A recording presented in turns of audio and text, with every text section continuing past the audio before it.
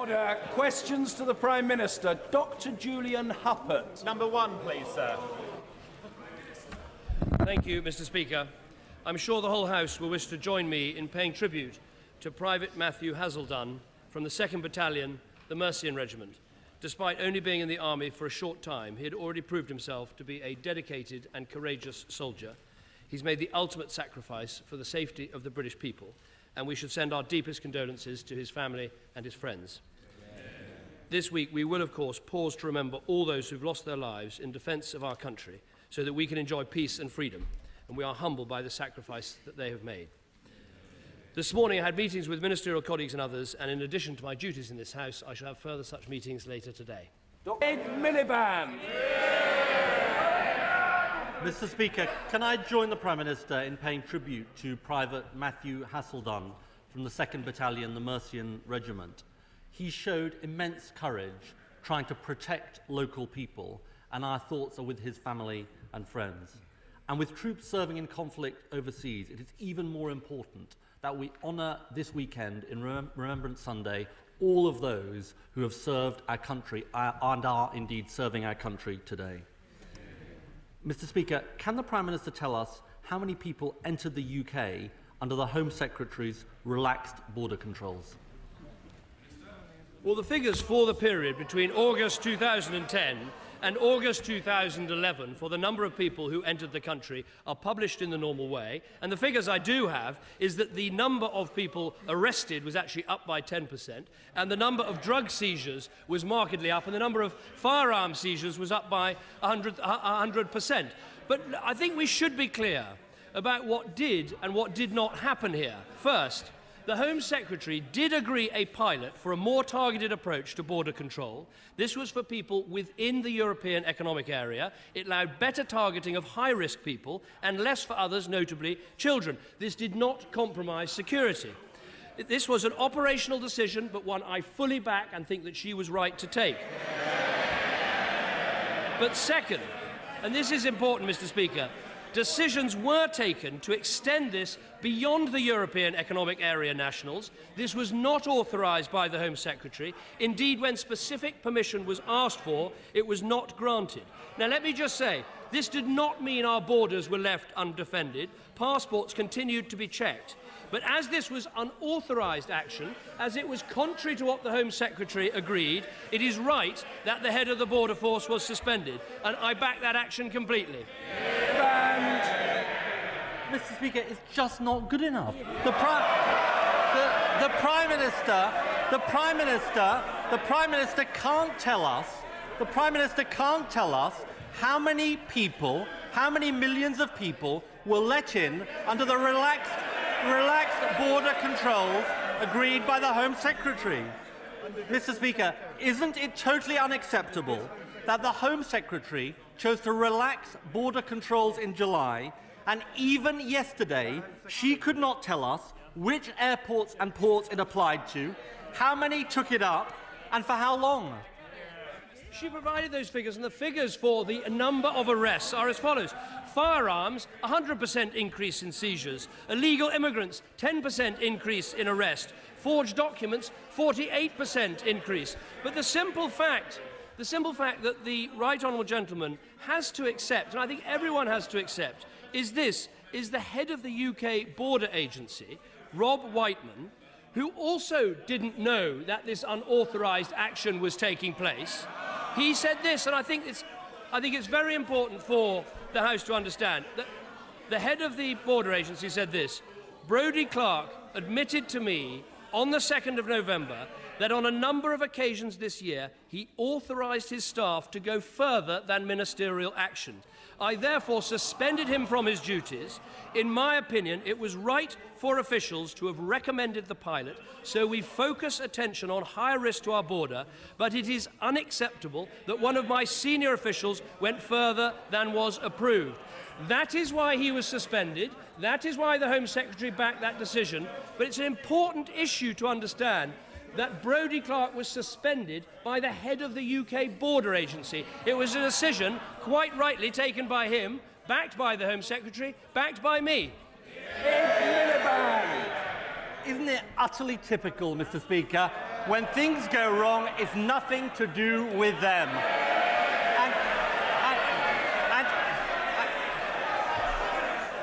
Order. Just before the right honourable gentleman continues, let me just emphasise there are members on both sides of the House shouting their heads off.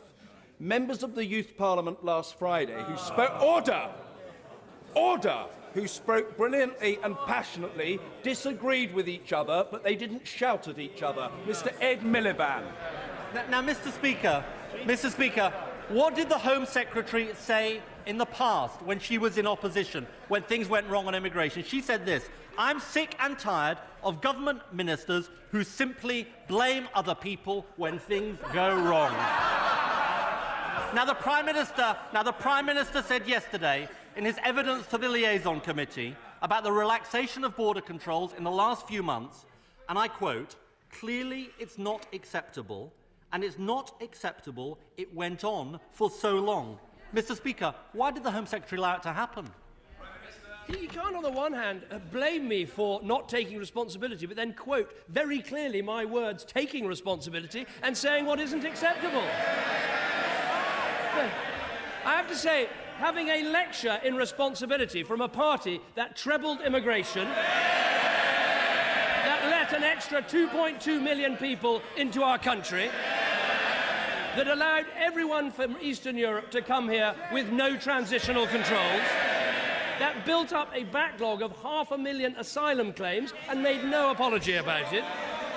And even today, when the Leader of the Opposition is asked whether too many people were let into our country, his answer was very simple: no.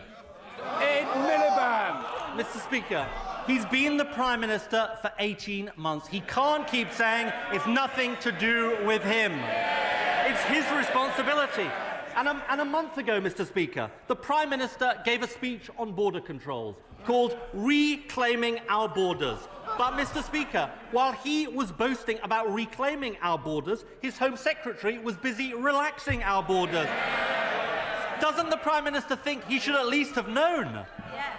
The pilot that the Home Secretary introduced meant more arrests, more firearms seized, more forged documents found. That is the truth of it. The fact is that officials went further than Home Office ministers authorised. That is what is wrong, and that is why someone had to be suspended, and that was the right decision. He asks what we have done. Let me tell him what we have done. We are completing e-borders so that every flight will be checked from outside the EU by next April. We're creating the National Crime Agency with the dedicated border police. We've got the first 6 months of this year, we seized more drugs than in the whole of last year. Last year, we rejected 400,000 applications for visas. We turned away 68,000 people without the correct documents. I am determined we have tough border controls. And finally, we've got a Home Office and an Immigration Minister that actually want to cut immigration. Mr. Speaker, anyone listening to the Prime Minister would think his policy has been a great success. It's a fiasco. It's a complete fiasco. Now, the one thing he can't claim to know anything about is cuts to the UK border force. Can he now confirm how many UK border staff are going to be cut under his government? By the end of this Parliament, there will be 18,000 people working for the UK Border Agency, which is the same number as were working for the UK Border Agency in 2006 when he was sitting in the Treasury and determining the budgets. Right. But he asks about what we've done in 18 months in office on immigration. Let me tell him, the first ever limit on work visas from outside the European Union. We've stopped more than 470 colleges from bringing in bogus foreign students. We have cut student visas by 70,000.